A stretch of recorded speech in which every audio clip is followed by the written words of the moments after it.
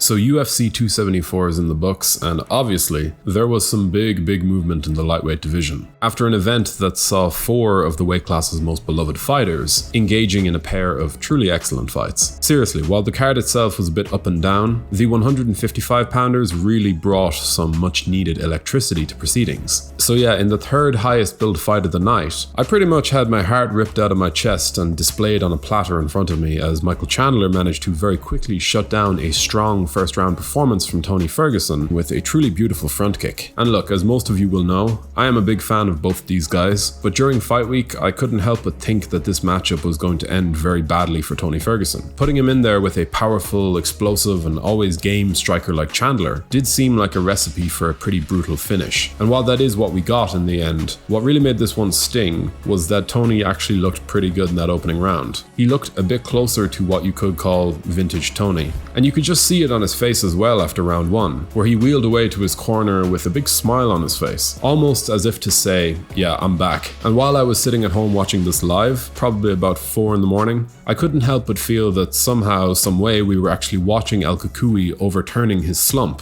And then Michael Chandler had to go and front kick him in the face about 15 seconds into round 2. And you know what? It was a knockout so incredible, so perfect. One of those finishes you just know is destined to become iconic, that I could genuinely do nothing more than just sit there with my jaw agape, my emotions in a total mess. But look, MMA is a vicious sport as we know, and as much as El Cucuy looked good, Chandler deserves a lot of credit for the way that he fought back in the second half of round 1, before then going to the stool, standing up and scoring that finish pretty much immediately after, using a tool in the front kick that we haven't really seen from him in the past. I mean, the dude is 5'8" fighting a much taller opponent. It was just a bit out of the left field, but a crazy impressive win from Michael Chandler nonetheless. Anyway, the question on the minds of many an MMA fan is what exactly the promotion should do with Michael Chandler next. He's obviously a bankable star, and even those who find his style of trash talk or his motivational speech work kind of corny can't help but be drawn in because, love him or hate him, Michael Chandler just is a guy who lives by the code that he is preaching. Supremely athletic and maybe the most powerful striker in the division, his post-fight call-out was actually kind of perfect. I really liked how he went straight for the main event pairing of Oliveira and Gaethje, calling on the UFC to give him a crack at either man in a rematch that you could argue is warranted. I mean, there's an argument to be made.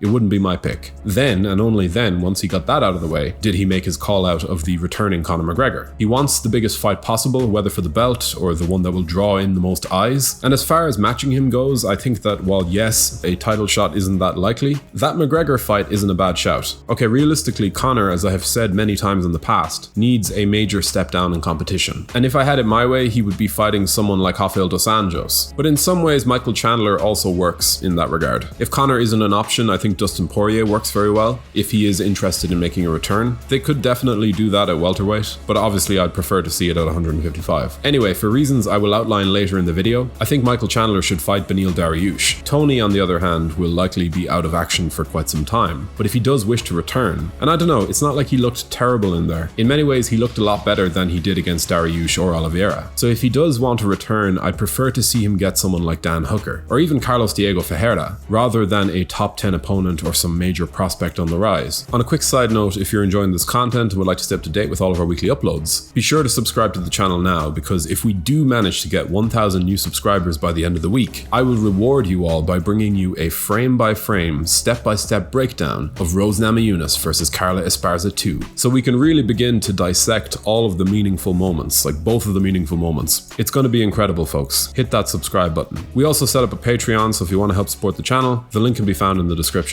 As for the main event, Charles Oliveira, you can call him the former champion, you can call him the uncrowned king, whatever you want, but this guy is truly something else. Not only is he beating and finishing some of the world's greatest lightweights in main event contests, but he's also diving headfirst into the fire, rebounding from damage he had taken against Michael Chandler, against Dustin Poirier, and now against Justin Gaethje of all people, to bounce back, to prove his mettle, and to further himself from all of the labels that had followed him through his entire career. And believe me, those labels were pretty well deserved, but this 11-fight win streak just kind of kicks all those labels in the ass and makes it very clear that this is a changed fighter. This is an evolved fighter. And it seems like he's moving closer to divisional GOAT status. Now, we are going to bring you a video over this week where we dive into that claim and how much of a gap there may or may not be between him and Khabib Nurmagomedov, so keep an eye out for that. But for now, yeah, this was a truly special night for the lightweights, and And in that main event, we're left with some real matchmaking to do for the two fighters who competed. Justin Gaethje really isn't a tough man to set up a fight for. I mean, the majority of names that you could place beside his probably would result in a great fight. I think if Rafael dos Anjos is free, depending on the timing, that would work. And a bit down the way, even though it's very unlikely, I've always wanted to see him fight Gregor Gillespie, who's at number 8, but yeah, it's not realistic. The Poirier rematch is there, but again, who knows what he wants. In an ideal world, yes, I think Poirier versus Gaethje 2 would be the way to go, but let's just see what happens. As for Oliveira, I really do think that it's time for the big one. The one fighter who seems like he probably has some answers for all of those submissions. Charles Oliveira versus Islam Makachev is the fight at 155 pounds right now. There are a range of rising new contenders who are just waiting for their chance to break into the title mix. Guys like Fiziev, Gillespie, Saryukian, Gamrot. And before that happens, before this new breed of contender finds their way in, this ongoing era at 155 pounds needs the answer to the Oliveira versus Makachev question. I know the fight with Beneil Dariush was meant to happen, but look, he pulled out due to injury. It happens, let's move on. Islam deserves it. All that I can say for certain is that lightweight, which has been as good as can be over the last few years, is showing absolutely no signs of stopping in its momentum. So let's just wait and see what happens. But who would you like to see Gaethje, Oliveira, Chandler and Ferguson matched up against? Do let us know your opinions in the comment section below. We always love to hear from you guys. If you enjoyed this video, be sure to leave a like and a comment before subscribing to the channel so you can stay up to date with all of our latest uploads. Thanks for watching.